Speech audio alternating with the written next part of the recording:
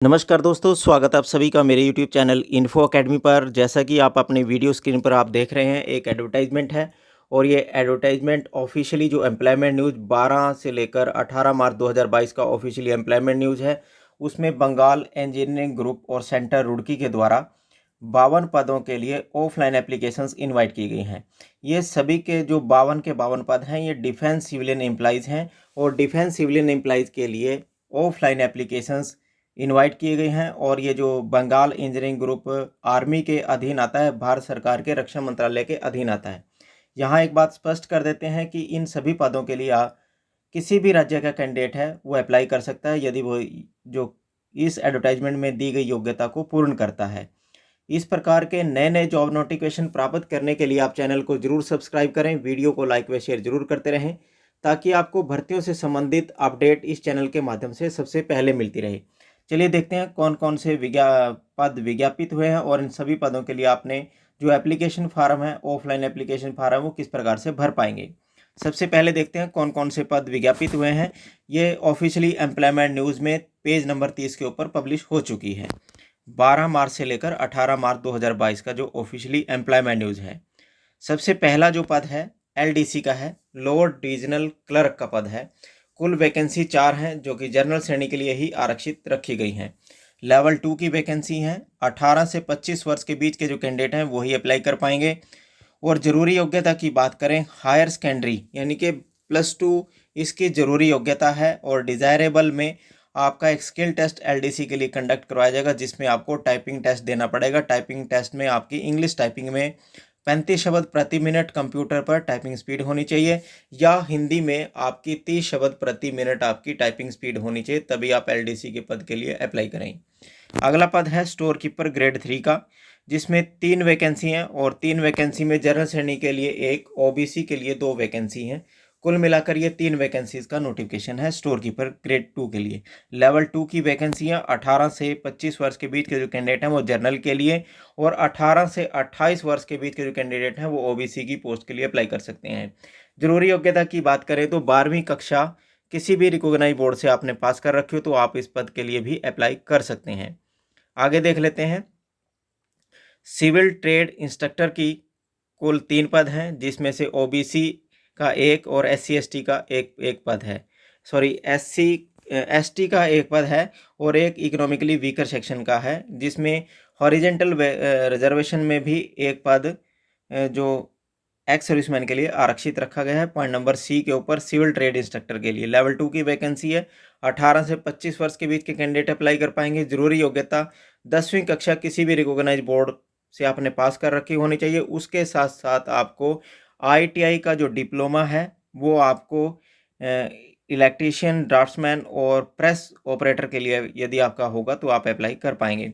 Point number D के ऊपर cook के 19 पद हैं। 19 पदों में से 10 जनरल श्रेणी के लिए, ओबीसी के लिए 5, एससी एसटी के लिए एक वैकेंसी है और इकोनॉमिकली वीकर सेक्शन के लिए 2 वैकेंसी हैं। 9 वैकेंसीज में से एक हैंडीकैप्ड वैकेंसी के लिए है और 2 वैकेंसी जो हैं वो एक्स सर्विसमैन के लिए आरक्षित रखी गई हैं। कुक के लिए लेवल 2 की वैकेंसी है। 18 से 25 वर्ष के बीच के कैंडिडेट अप्लाई कर पाएंगे। मैट्रिकुलेशन इसकी जरूरी योग्यता है और इंडियन कुकिंग में प्रोफिशिएंसी होगी तो आप कुक के पद के लिए भी अप्लाई कर पाएंगे। पॉइंट नंबर ई के ऊपर एमटीएस वॉचमैन के कुल 5 पद हैं, जिनमें से 3 जनरल श्रेणी के लिए, एसटी के लिए 1 और इकोनॉमिकली वीकर सेक्शन के लिए 1 वैकेंसी है। लेवल 1 की वैकेंसी है। एमटीएस वॉचमैन 18 से 25 वर्ष के बीच के कैंडिडेट अप्लाई कर पाएंगे। जरूरी योग्यता की बात करें, 10वीं कक्षा यदि आपने पास कर रखी है तो आप इस एमटीएस वॉचमैन के लिए भी अप्लाई कर सकते हैं। पॉइंट नंबर एफ के ऊपर एमटीएस गार्डनर यानी माली के कुल 5 पद हैं, जिसमें से 4 जनरल श्रेणी के लिए, इकोनॉमिकली वीकर सेक्शन के लिए 1 वैकेंसी है। और इसमें हॉरिजेंटल वैकेंसीज का जो रिजर्वेशन है वो हैंडीकैप श्रेणी के लिए 1 वैकेंसी है और 2 वैकेंसी जो हैं वो एक्स सर्विसमैन के लिए भी इन 5 में आरक्षित रखी गई हैं। 18 से 25 वर्ष के बीच के जो कैंडिडेट हैं वो एमटीएस गार्डनर माली के लिए अप्लाई कर सकते हैं। जरूरी योग्यता जो है वो 10वीं कक्षा किसी भी रिकॉग्नाइज ट्रेड से आपने पास कर रखी होनी चाहिए।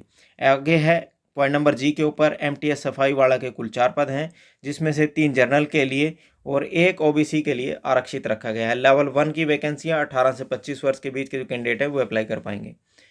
जरूरी योग्यता 10वीं कक्षा किसी भी रिकॉग्नाइज बोर्ड से आपने पास कर रखी होनी चाहिए चाहिए तो आप एमटीएस सफाई वाला के लिए अप्लाई कर सकते हैं। पॉइंट नंबर एच के ऊपर लश्कर के कुल 2 पद हैं, 2 के 2 पद इकोनॉमिकली वीकर सेक्शन के लिए आरक्षित रखे गए हैं और लेवल 1 की वैकेंसी है। 18 से 25 वर्ष के बीच के जो कैंडिडेट हैं वो इकोनॉमिकली वीकर सेक्शन के लिए अप्लाई कर सकते हैं। और ज़रूरी योग्यता की बात करें 10वीं कक्षा किसी भी रिकॉग्नाइज्ड बोर्ड से आपने पास कर रखी होनी चाहिए। पॉइंट नंबर आई के ऊपर वाशरमैन के कुल 3 पद हैं। इन 3 के 3 जो पद हैं वो जनरल श्रेणी के लिए आरक्षित रखे गए हैं। जो कैंडिडेट 18 से 25 वर्ष के बीच के हैं और 10वीं कक्षा जिन्होंने पास कर रखी है वो वाशरमैन के लिए अप्लाई कर सकते हैं, वाशरमैन यानी धोबी के पद के लिए। पॉइंट नंबर के ऊपर बार्बर के कुल 4 पद हैं, बार्बर यानी नाई के कुल 4 पद हैं, जिसमें से 2 जनरल श्रेणी के लिए, ओबीसी के लिए 1 वैकेंसी है, एससी के लिए 1 वैकेंसी है। कुल 4 पद हैं और इन 4 पदों के लिए यदि आप 18 से 25 वर्ष के हैं और ज़रूरी योग्यता में 10वीं कक्षा आपने पास कर रखी है और संबंधित ट्रेड में आपका 1 वर्ष का अनुभव है तो बार्बर के पद के लिए अप्लाई कर सकते हैं। कुल वैकेंसीज़ का जो नोटिफिकेशन है ये 52 पद हैं और इन सभी 52 पदों के लिए किसी भी राज्य के कैंडिडेट अप्लाई कर सकता है। अप्लाई करने के लिए आपको केवल और केवल ऑफलाइन एप्लीकेशन फार्म ही जमा करवाना पड़ेगा। ऑफलाइन एप्लीकेशन फार्म के साथ आपको क्या क्या दस्तावेज लगाने हैं वो आपको अब आपकी वीडियो स्क्रीन पर अब आपको दिखाई पड़ रहे होंगे। दस्तावेजों की लिस्ट पढ़ने से पहले मैं आपको एक बार बता देता हूँ कि इस चैनल को आप ज़रूर सब्सक्राइब कर लें ताकि आपको भर्तियों से संबंधित हर छोटी बड़ी अपडेट इस चैनल के माध्यम से सबसे पहले मिलती रहेगी। चलिए देखते हैं कौन कौन से दस्तावेज आपको लगाने पड़ेंगे। जो कैंडिडेट 10वीं कक्षा उत्तीर्ण कर रखी है और सभी पदों के लिए यदि आप एलिजिबल हैं तो सभी पदों के लिए आपको अलग अलग आवेदन फार्म भरने की ज़रूरत होगी और अलग अलग आवेदन फार्म यदि आप भरेंगे तो सभी के साथ आपको सेल्फ अटेस्टेड कॉपीज़ जो डॉक्यूमेंट्स हैं उसकी सेल्फ अटेस्टेड कॉपीज़ आपको लगानी पड़ेगी। सबसे पहला जो डॉक्यूमेंट है 10वीं कक्षा का प्रमाण पत्र आपको सभी पदों के लिए आपको लगाना होगा और डेट ऑफ बर्थ के रूप में भी आप 10वीं कक्षा का प्रमाण पत्र लगा सकते हैं। आगे पॉइंट नंबर बी के ऊपर जो कैंडिडेट एलडीसी और स्टोर कीपर के लिए अप्लाई करना चाहते हैं उनको 12वीं कक्षा का प्रमाण पत्र लगाना अनिवार्य है और जो कैंडिडेट सीटीआई यानी कि सिविलियन ट्रेड इंस्ट्रक्टर के लिए अप्लाई करना चाहते हैं उन्हें अपना संबंधित ट्रेड का जैसे इलेक्ट्रिक प्रिंटिंग प्रेस ऑपरेटर का, ड्राफ्ट्समैन का, जो भी आपकी आईटीआई है संबंधित आईटीआई का सर्टिफिकेट आपको लगाना होगा। इसके बाद कोई डिप्लोमा है, ग्रेजुएशन, पोस्ट ग्रेजुएशन या आपकी कोई प्रोफेशनल क्वालिफिकेशन है वो आप अपने डॉक्यूमेंट्स लगा सकते हैं।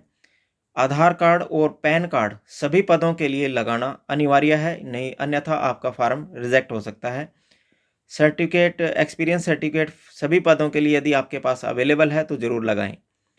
जो candidate SC, ST, OBC candidate हैं वो अपना कास्ट का सर्टिफिकेट ज़रूर लगाएं और latest non creamy layer certificate जो ओबीसी कैंडिडेट हैं वो अपना केवल नॉन क्रीमी लेयर ओबीसी का सर्टिफिकेट ज़रूर लगाएं। और इसके बाद जो इकोनॉमिकली वीकर सेक्शन से हैं और आप पदों के लिए अप्लाई करना चाहते हैं ईडब्ल्यूएस के लिए तो वो इकोनॉमिकली वीकर सेक्शन के अगेंस्ट अपना जो सर्टिफिकेट आपने बनवा रखा है वो ज़रूर लगवाएं।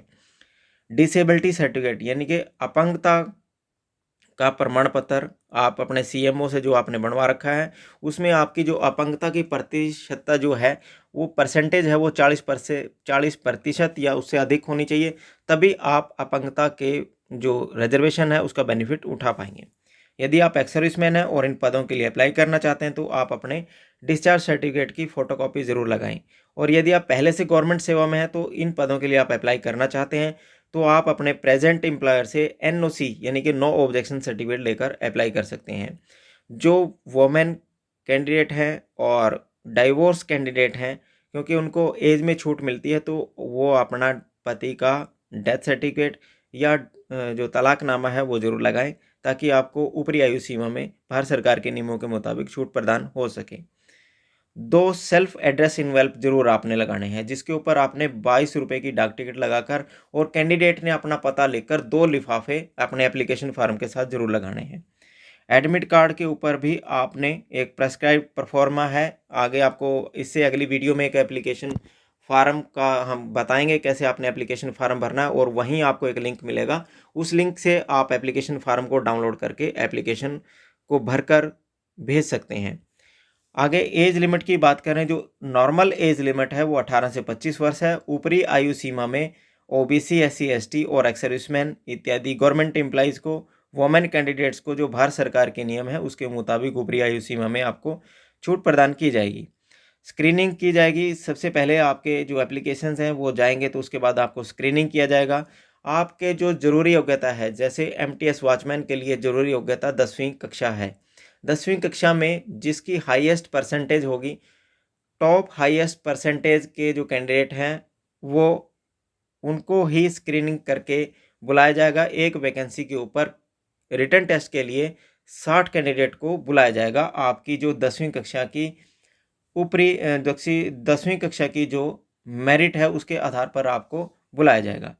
जो आपका रिटन एग्जामिनेशन कंडक्ट करवाया जाएगा, रिटन एग्जामिनेशन में आपका 150 अंकों का आपका एग्जामिनेशन होगा और 150 ही आपको प्रश्न दिए जाएंगे। प्रश्न पत्र हल करने के लिए आपको 2 घंटे का समय दिया जाएगा। प्रत्येक गलत आंसर के लिए आपको नेगेटिव मार्किंग दी जाएगी। नेगेटिव मार्किंग में आपको 0.25 मार्क्स का आपका रॉन्ग आंसर के लिए, गलत आंसर के लिए आपका डिडक्ट कर लिया जाएगा। प्रैक्टिकल टेस्ट कंडक्ट कराया जाएगा। प्रैक्टिकल टेस्ट उन्हीं कैंडिडेट्स का कंडक्ट कराया जाएगा जो रिटन टेस्ट में टॉप 10 होंगे। प्रत्येक पद के लिए सपोज करो एक वैकेंसी, एमटीएस वॉचमैन की सपोज करो 2 वैकेंसी है, तो 20 कैंडिडेट को रिटन टेस्ट में क्वालिफाई होने के बाद आपको स्किल टेस्ट के लिए बुलाया जाएगा। अब आके देख लेते हैं सबमिशन ऑफ एप्लीकेशन। सबमिट आपने एप्लीकेशन किसको करनी है।